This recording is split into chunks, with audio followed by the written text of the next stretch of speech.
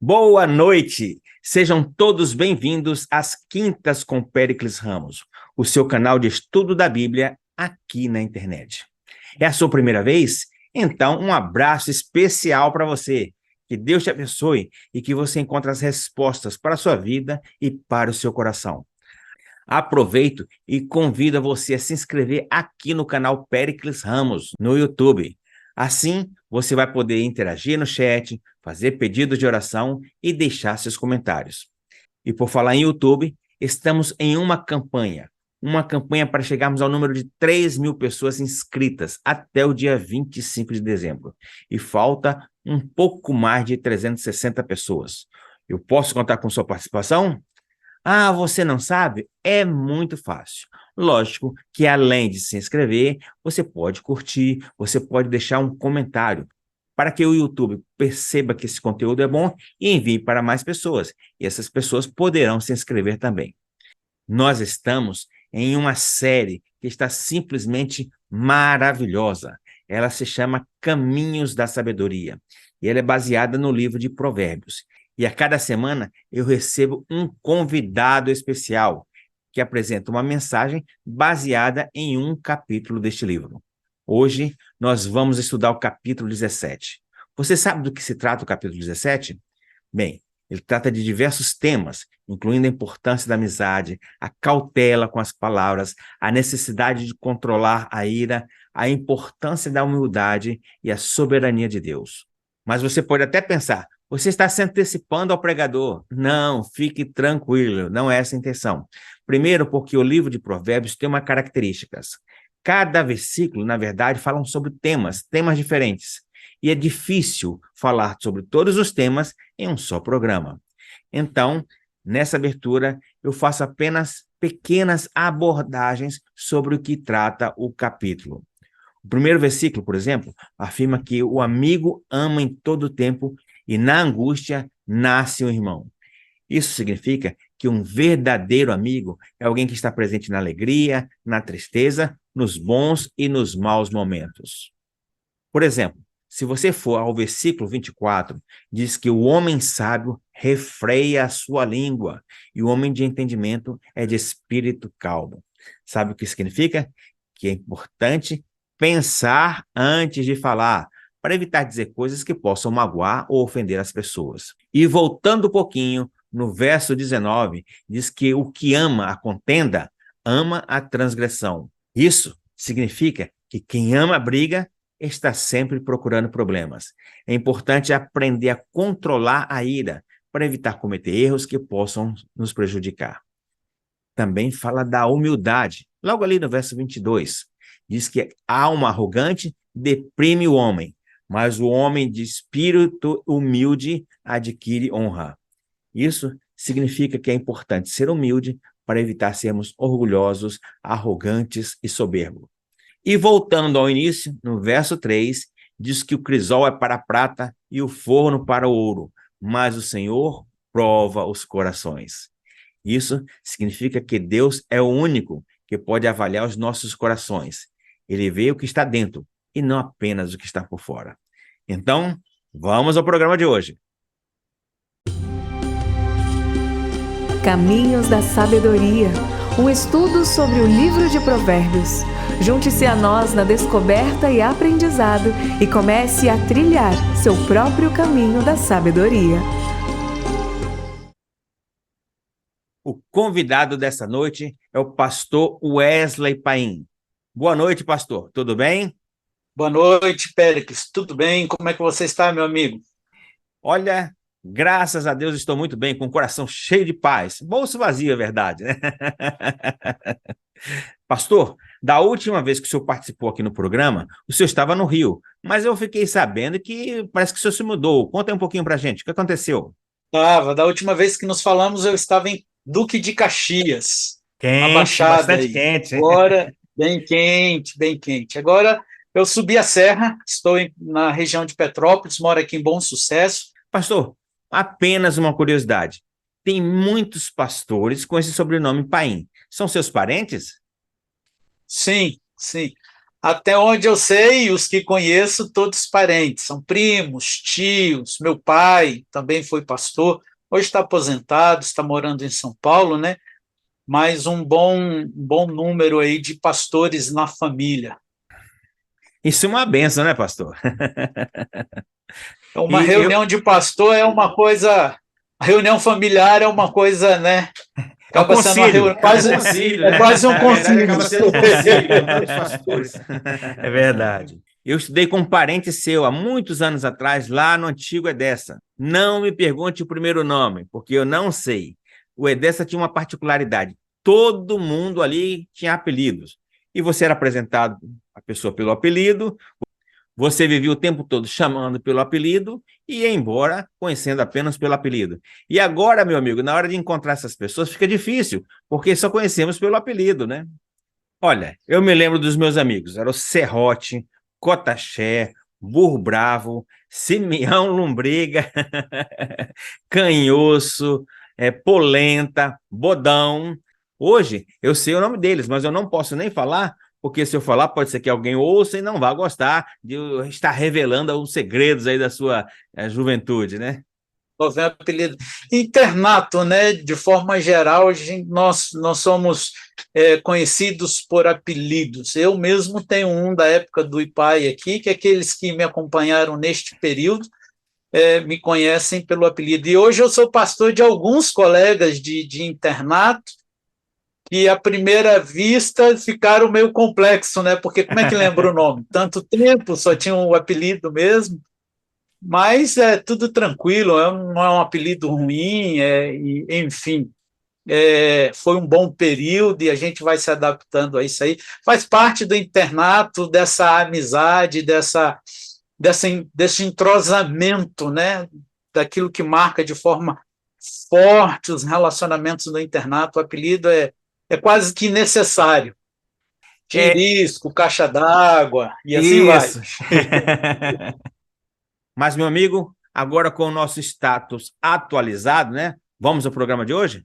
Mas antes, vamos orar a Deus pedindo as suas bênçãos e entendimento para compreender essas grandes verdades. Então, se você puder, feche seus olhos e vamos orar a Deus. Muito obrigado, Senhor Deus, por esses momentos que nós temos aqui para estudar a tua palavra. Então, pedimos ao Senhor sabedoria, discernimento para compreender essas verdades. Derrama teu Santo Espírito sobre o pastor Wesley, para que ele, inspirado por ti, traga uma mensagem poderosa que venha impactar nossa vida e nos levar aos pés de Jesus Cristo. Continua conosco, é o que te pedimos em Cristo Jesus. Amém e amém. Que bom poder estar com vocês nesta noite, neste canal especial do nosso amigo Péricles Ramos, de podermos estudar um pouco mais da palavra de Deus, determos e tirarmos um tempo para nos deter em alguns aspectos de um livro tão rico. Falava nos bastidores com o Péricles sobre a riqueza e, às vezes, o desafio de se falar sobre Provérbios, os capítulos de Provérbios, porque eles trazem uma abrangência de assunto muito grande. E, às vezes, em um capítulo, como o capítulo 17, que nós vamos abordar hoje, ele tem aí os seus 28 versículos, e são praticamente 28 temas que podem ser abordados separadamente. Apesar de ele repetir a ideia de forma diferente em alguns versículos, mas é algo muito interessante. Este capítulo está na segunda seção aí do livro de Provérbios, que pode ser dividido em 3 sessões, e vocês já devem ter ouvido sobre estas divisões do livro de Provérbios. São provérbios de Salomão, e aqui neste capítulo, de forma especial, ele fala sobre relacionamentos. Eu quero trazer aqui algumas coisas interessantes. Por exemplo, eu vou estar lendo na Bíblia a mensagem, que é uma paráfrase, mas que nos ajuda a termos uma ideia um pouco melhor do que o autor está dizendo. Uma paráfrase, ela não é uma tradução. Então, precisamos ter um cuidado, porque aqui tem muito da visão e do entendimento daquele que faz a paráfrase bíblica, o desejo que ele também deseja, o seu desejo de comunicar a sua visão teológica e interpretação. Então, precisamos ter um cuidado, porque ela não se preocupa com fidelidade ao texto. Então, se você tem uma paráfrase, como a Bíblia a Mensagem, é uma boa paráfrase da Bíblia, é sempre bom ter uma boa versão da tradução bíblica, como a NAA ou a NVT, para que você não perca aí de vista aquilo que, de fato, o texto está dizendo, né? Para a gente não enveredarmos aí por outros caminhos. Mas veja comigo, abre aí a sua Bíblia no livro de Provérbios, capítulo 17, versículo 1. Diz assim, e aqui ele abre o capítulo falando sobre relacionamentos familiares. Neste capítulo ele fala sobre relacionamentos familiares, ele fala sobre relacionamento social, relacionamento com Deus, e fala sobre desenvolvimento pessoal. Então, veja, o primeiro texto que ele traz aqui é exatamente sobre isso. Ele diz, é melhor comer um pedaço de pão com água em paz que ter um banquete no meio de brigas. Em outras palavras, o que ele está dizendo é o seguinte, é melhor você ter uma família unida do que uma família reunida. E isso é muito interessante. Ao ler este verso, me veio este pensamento à mente, que eu li em algum lugar, ou ouvi, não me lembro onde agora, diz assim, é melhor uma família unida do que uma família reunida. A pergunta que te faço nesta noite é, nos nossos relacionamentos familiares, nós somos promotores da paz ou nós fazemos questão de estar com um banquete, ter todo mundo junto, mas aquele barraco comendo solto, ou aquelas sensações e aquelas conversas, fulano vai, o tio vai, não vou porque fulano vai estar. Veja, é melhor nós termos um alimento simples, pouca coisa, mas termos uma reunião familiar em paz e reuniões em paz do que estarmos com a mesa farta e não ter paz. E a pergunta que faço novamente é, quem nós somos nos nossos relacionamentos familiares? Uma outra coisa que quero destacar, e eu não vou me deter porque eu quero parar em 2 versos aqui que para mim são muito especiais, é o versículo 9, que diz assim, esqueça a ofensa e manterá a amizade, mas se insistir na ofensa, diga adeus ao seu amigo. Na nova versão transformadora, ele diz, aquele que perdoa mantém a amizade. E aqui, novamente, os relacionamentos, agora partindo para os sociais, abrangendo um pouco mais ou ampliando um pouco mais os nossos relacionamentos, ele diz, esqueça a ofensa.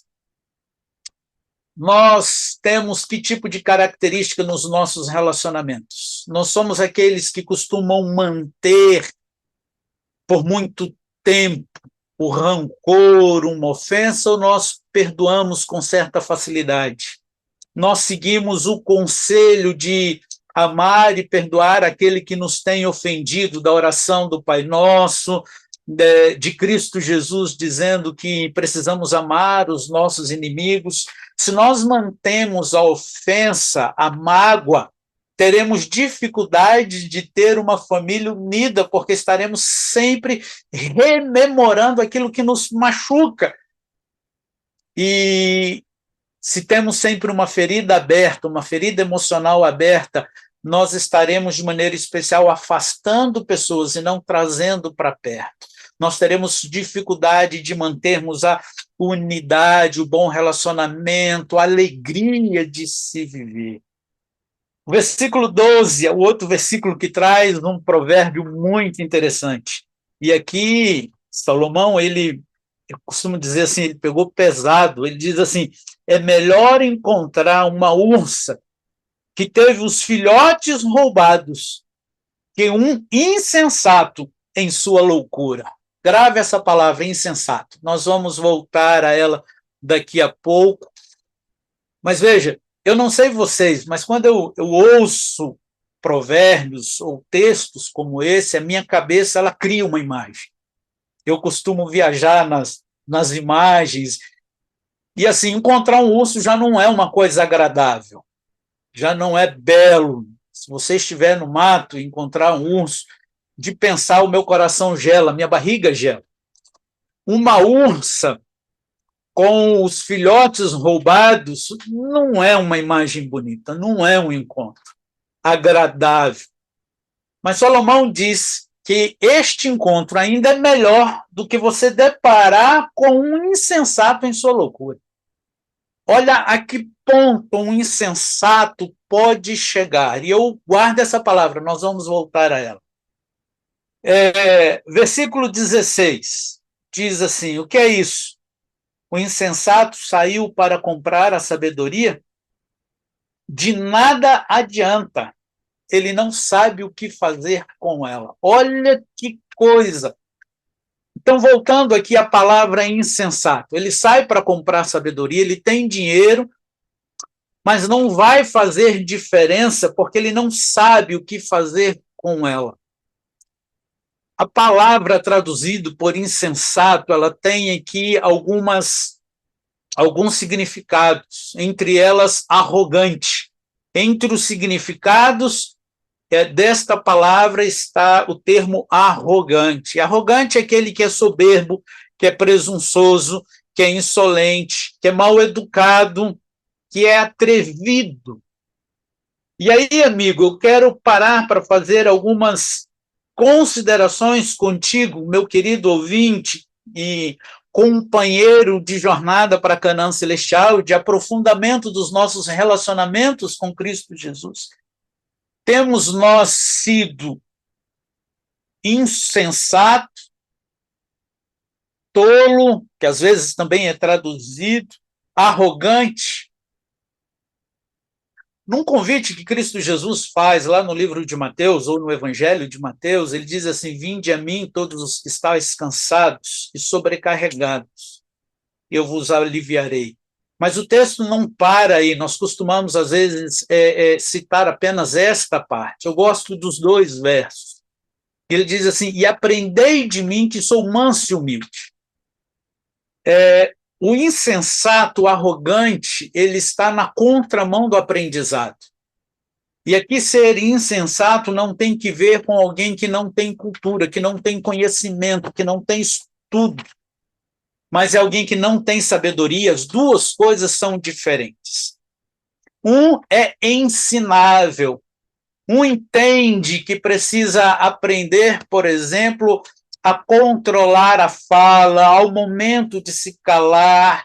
Este capítulo diz isso, aquele que é sábio fala pouco, lá no versículo 27, ele traz estas comparações. Mas o insensato, ele está falando demais, ele é arrogante, ele é presunçoso, ele é aquela pessoa que está sempre querendo imprimir a sua forma de se relacionar com Deus, de viver a sua experiência com Deus aos outros, ao invés de se permitir, como Paulo diz em 2 Coríntios, capítulo 3, versículo 16 a 18, em vez de se permitir ser transformado à imagem e semelhança, e através da sua experiência conduzir as pessoas a terem um contato com Deus e também serem transformadas pelo contato que ela tem com Deus. Consegue perceber isso? Às vezes a arrogância toma conta da nossa vida de uma tal maneira que nós não conseguimos aprender com Cristo Jesus, e há belas experiências com Deus que serão diferentes das nossas experiências, e cada um será transformado à imagem de Cristo Jesus segundo o seu caminho. A minha experiência com Deus é diferente, por exemplo, da do Péricles, da sua experiência, da sua vivência, de tudo que aconteceu com você, como Deus tem se revelado. E esta experiência não deixa de ser bela, real, mas se eu me torno insensato, não consigo presenciar isso, respeitar e incentivar um crescimento cada vez maior e fiel à palavra de Deus. Porque eu vou querer que você se pareça comigo. E não tem como você se parecer e ter essa mesma experiência, porque fomos criados para sermos diferentes e parecidos com Cristo Jesus e não um com o outro.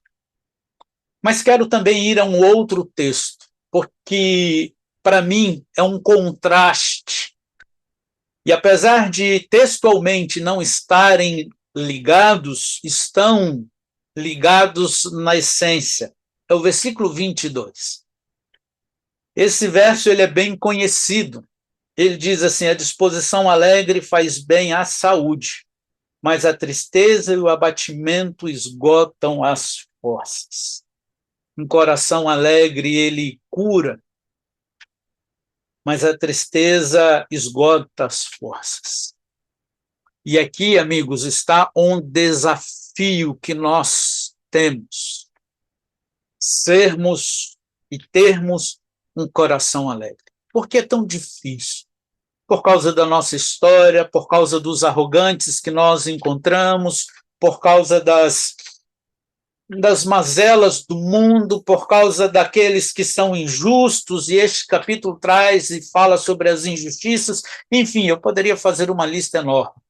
Por causa das doenças, das notícias de divórcios, de maldades que são feitas com as crianças, de dinheiro desviado, enfim, como eu disse, se for para listar, a gente passa um bom tempo aqui falando das mazelas que o mundo tem vivido e nós temos presenciado.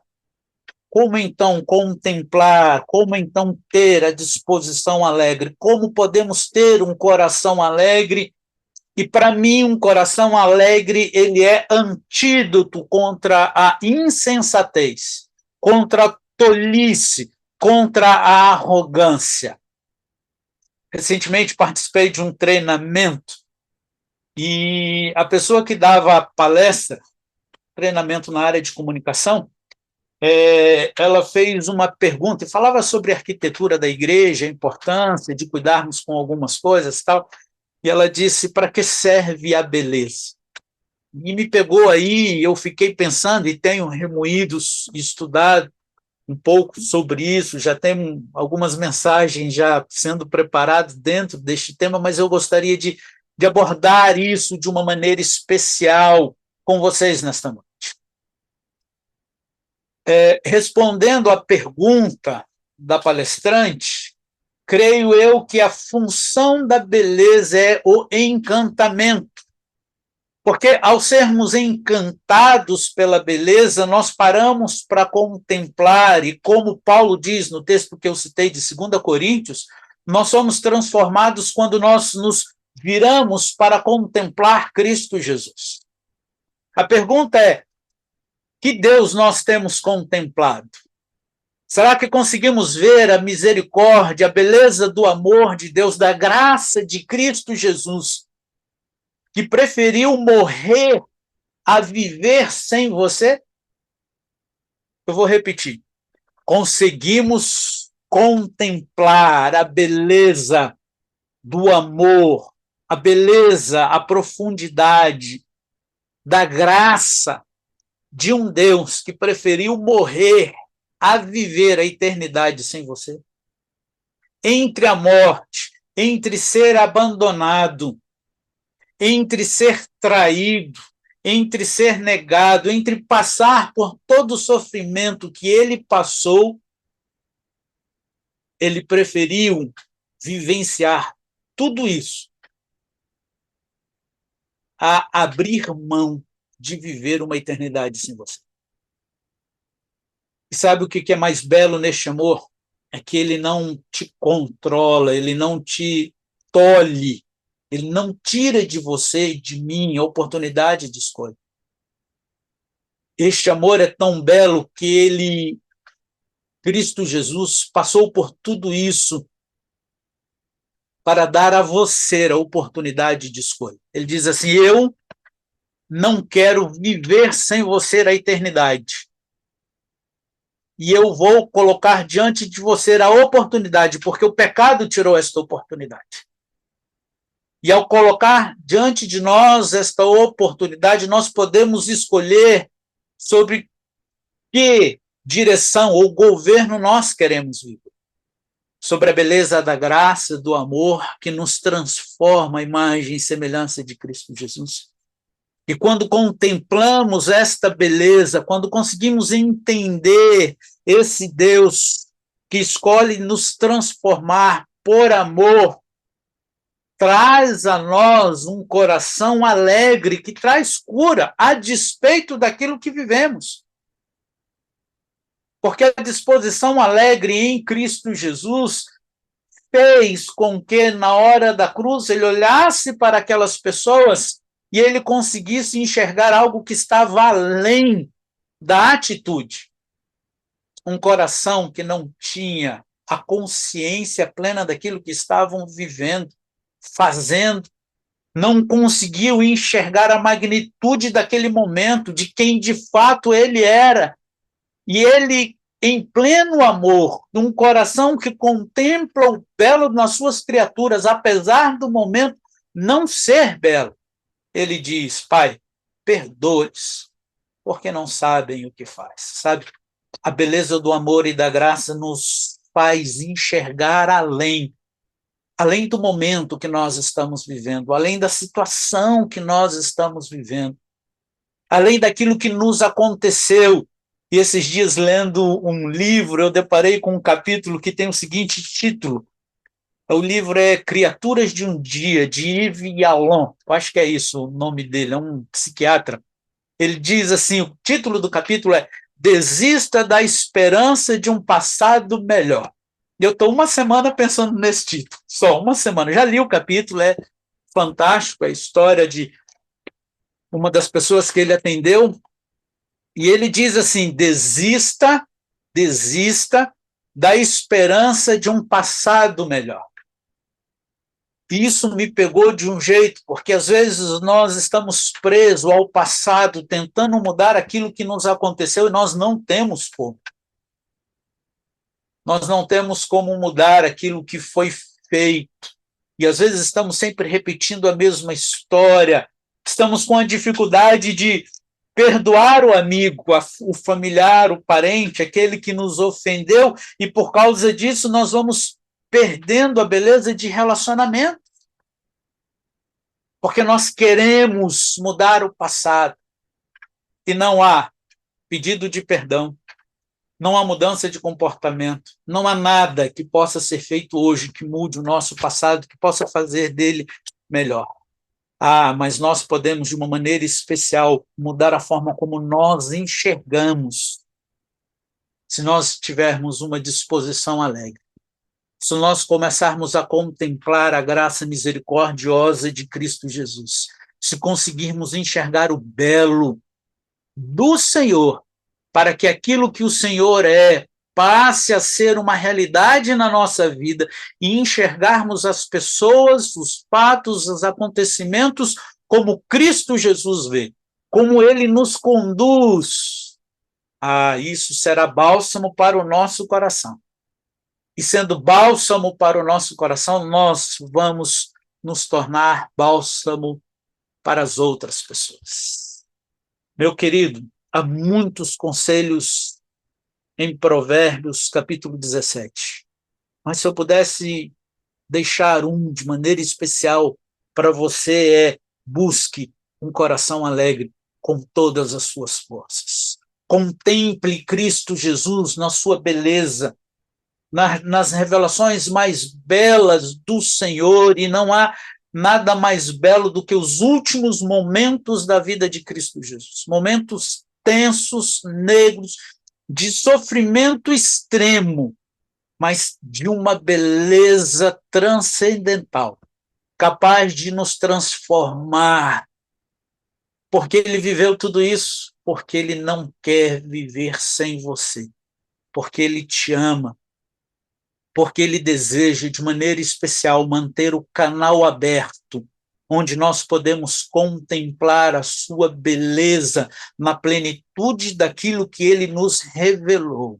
E ao contemplar a sua beleza, sermos inundados por aquilo que traz alegria, paz, transformação, cura a nós e aos nossos relacionamentos e aos nossos amigos. Encerro essas considerações citando Isaías, capítulo 1, versículo 19, e diz assim: se quiserdes me ouvirdes, comereis o melhor desta terra.